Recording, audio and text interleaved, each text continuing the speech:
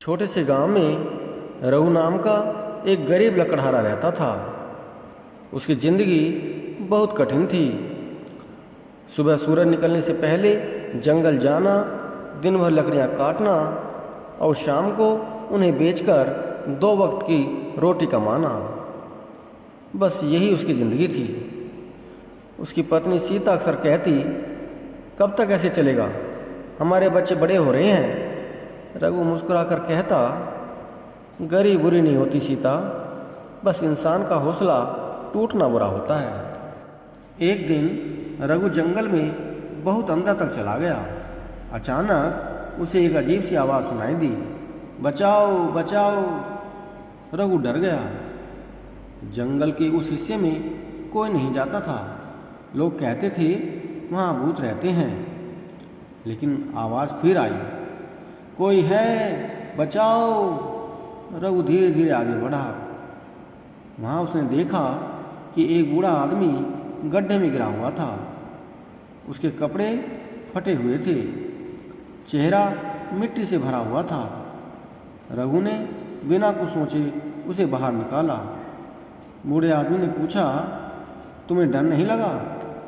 रघु बोला, मुसीबत में इंसान की मदद करनी चाहिए, डर बाद में देख लेंगे। बूढ़ा आदमी मुस्कुराया, मैं कोई साधारण आदमी नहीं हूँ। अचानक तेज हवा चलने लगी, चारों तरफ रोशनी फैल गई। रघु घबरा गया। बूढ़ा आदमी बोला, मैं इस जंगल का रक्षक हूँ, सैकड़ों सालों से यहाँ रहता हूँ। आज तक बहुत लोग यहाँ आए, लेकिन सबको सिर्फ खजाना चाहिए था। तुम पहले इंसान हो जिसने बिना लालच के मदद की। रघु चुप रहा।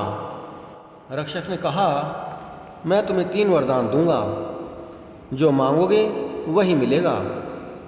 रघु कुछ देर सोचता रहा। रक्षक बोला, सोना मांगो, महल मांगो, दौलत मांगो। लेकिन रघु ने जो कहा उसे सुनकर रक्षक भी हैरान रह गया। पहला वरदान, मेरे गांव में कभी कोई भूखा न सोए। रक्षक मुस्कुराया, तथास्तु। दूसरा वरदान, मेरे बच्चे को अच्छी शिक्षा मिले। तथास्तु। और तीसरा, रघु कुछ देर चुप रहा और फिर बोला, मुझे इतना हौसला देना कि चाहे कितनी भी मुसीबत आए, मैं कभी गलत रास्ता न चुनूं। पूरा जंगल शांत हो गया। रक्षक ने कहा, तुम्हारा दिल साफ है, लेकिन असली परीक्षा अभी बाकी है। अचानक रघु के सामने सोने का एक विशाल महल प्रकट हुआ। हीरे जवाहरात, सोने की दीवारें। रक्षक बोला, अगर तुम चाहो तो यह सब तुम्हारा हो सकता है। रघु की आंखें चमक उठी। उसने जिंदगी में इतना धन कभी नहीं देखा था। उसे अपनी पत्नी की याद आई, बच्चों की फटी हुई किताबें याद आईं, भूखे दिन याद आए। कुछ पल के लिए उसका मन डगमगा गया। रक्षक बोला, बस एक शर्त है। क्या? तुम्हें यह महल पाने के लिए अपने गांव को हमेशा के लिए छोड़ना होगा।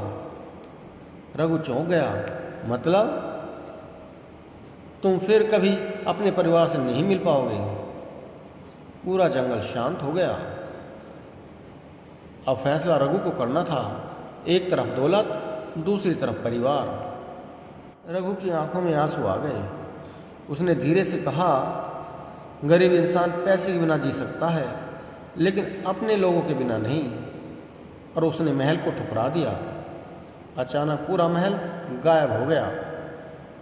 रक्षक मुस्कुराया, यही तुम्हारी असली परीक्षा थी।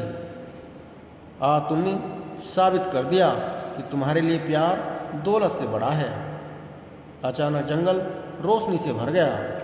रक्षक बोला, मैं तुम्हें वह वर दूंगा जो किसी राजा के पास नहीं। अगली सुबह जब रघु अपने गांव पहुंचा तो उसने देखा पूरा महल बदल चुका था। सूखे खेत हरे हो चुके थे, लोगों के घर ठीक हो चुके थे और उसके बच्चों के हाथ में नई किताबें थी। सीता रोते हुए उसके पास आई। ये सब कैसे हुआ? रघु आसमान की तरफ देखकर मुस्कुराया।